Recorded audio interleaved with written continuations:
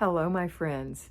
Today we're going to talk about the elephant in the room, and that is the clutter that you can't put away because you are decluttering the hidden places and hidden spaces in your house.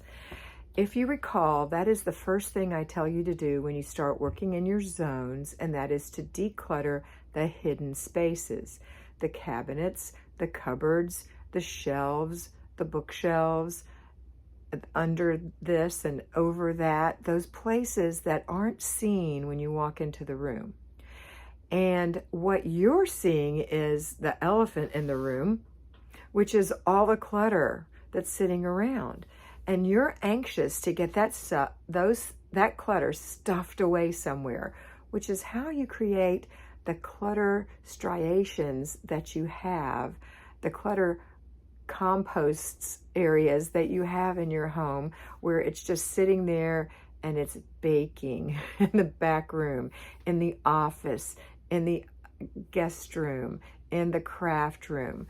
All these areas where the clutter that you took to hide from others is sitting there, and it's fermenting. All right, it's getting worse and grosser. All right, grosser's not a word, but more gross.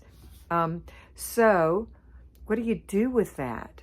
Well, my instructions are to start for 15 minutes 4 times a week, which isn't a lot. It's the dripping of water. It's going to take time to get rid of your clutter, and that's okay because it takes time to build a habit, and that's what we're doing. So when you have 4 15-minute units in a room, let's say it's the kitchen, let's say that in general, most people have cluttered countertops. So you've got cluttered countertops, maybe some other spaces in there that are cluttered, the front of the refrigerator, on top of the refrigerator, maybe there's a built-in desk in there, a shelf that you can see, and it's just overwhelmingly full of things. And even your table might be cluttered with things. And you're so anxious to get those things put away, but I'm telling you, clean your utility drawer, clean your silverware drawer, clean your dish cabinet, clean your pantry shelf, clean under your sink, but you can only pick 4 of those and work for 15 minutes. So you're going to be getting the 3 things to declutter with, and that's the bag, the box, and the basket. The bag for trash, things you don't want to give away because they're not worth giving away. They've been used up or they're broken. A box for giveaway, that's for that extra Instant Pot that you're not using, or those crock pots that you don't enjoy, or just those extra spatulas you have, or that bakeware you never use, or those bread pans that you're never going to use, or you don't need that many, etc. So those are going to go in the giveaway box, and it's a box. You can stick it in the back of the car and take it to the Goodwill or the ladies' charity shop or whatever it is, the women's charity shop or whatever. And then the basket, and that's for things that don't belong in the space that you're cleaning. So if you're cleaning out an area where you keep appliances, and you want to keep your mixer in there, and your hand mixer in there, and your Instant Pot in there, and your crock pot in there, your toaster in there, and your coffee grinder in there, okay, and that's what you have room for. And in there you also find a stack of dishes that you haven't been using.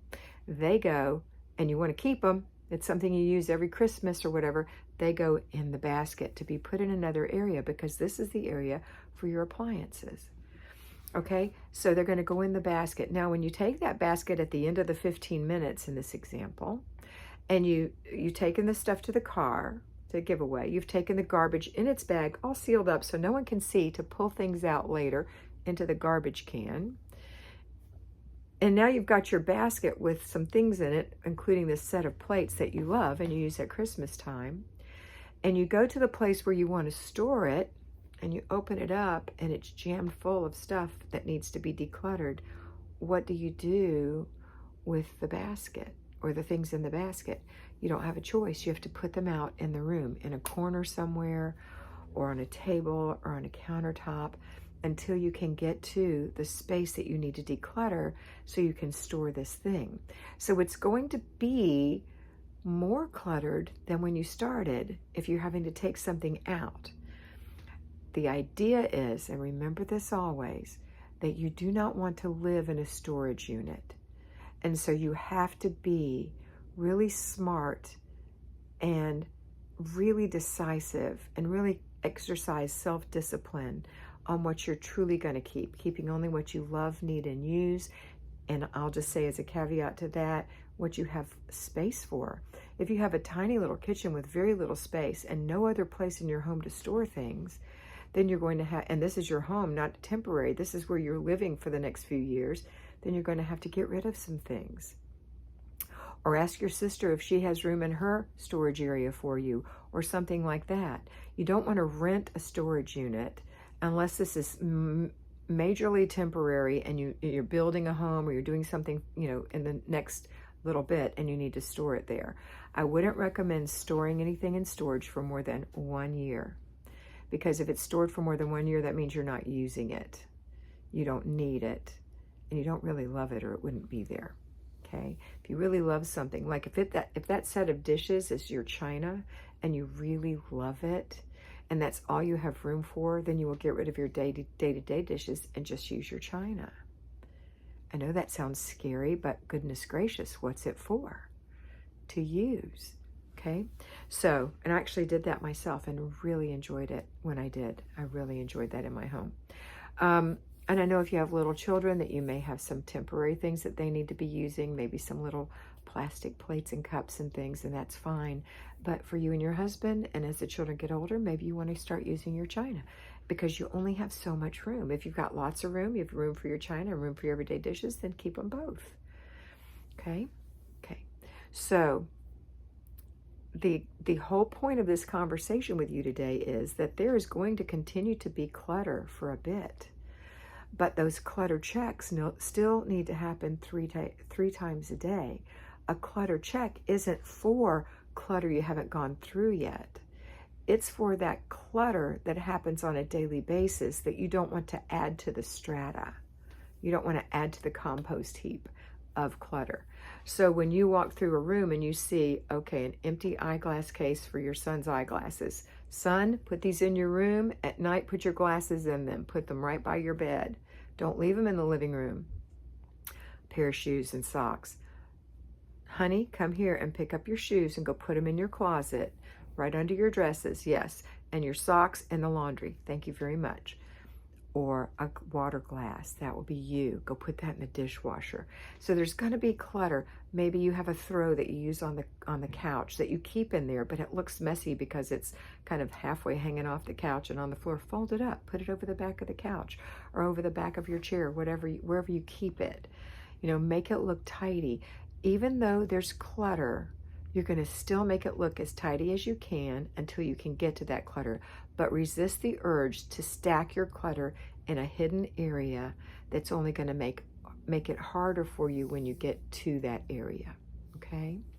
All right, so that's what's going to happen. It's going to take you anywhere from 3 months to a year to go through your whole house. It's going to take time. But the whole time it's going to look better. And there are going to be little parts of your house that get totally done fast. For example, the hall bathroom. That's going to happen fast. It's a small room. Maybe it even has a linen closet and it has lots of storage areas in there, but you're still going to get through that pretty quickly. So you're going to have areas that are going to look nice. Let's just take itemized areas. Instead of the whole kitchen, let's just imagine your cupboard with your cups and your glasses. Look how nice that looks. Isn't that refreshing? Not like a log jam of things, but instead a forest where the trees are standing apart and you have room to reach in and remove something or put something back easily. That's what you want. You want it to be more like nature, not a log jam of stuff that you have to move this out and watch out, this is going to be an avalanche.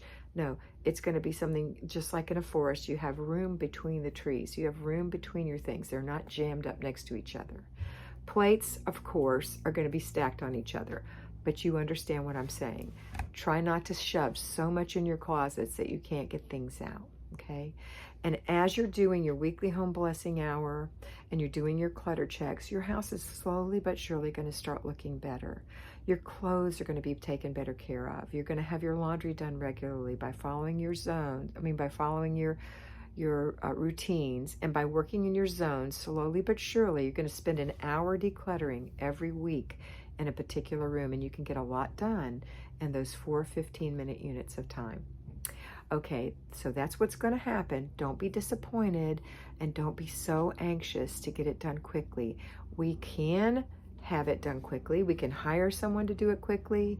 We can wish Samantha would come in and wiggle her nose and have it done quickly. That's not going to happen. But if you hire somebody to have it done quickly and come and take care of it all, where's your habit? Your habit will be to continue to make clutter instead of being aware of what's happening and learning how to clean up in a little bit of time. Okay, so when I grew up, I knew how to deep clean. Boy, I could deep clean, but I didn't know how to keep it that way. So when I was a grown woman and I had children and I worked full time, I would clean on Saturday and I would clean deep the way I was trained for 6 hours. And then I would go work in the yard for several hours. And my husband would be there and my kids would be yelled at the whole time. And by the end of that Saturday, my house looked tremendous. And on Sunday, we really enjoyed it. And on Monday, I went back to work. And by Wednesday, it was a mess again. And I was so depressed knowing that I had to do it all over again on Saturday. I don't want that for you. I want you to learn how to do these little steps, and discipline your children and yourself in doing these little steps. Don't overwhelm yourself, don't overwhelm your children.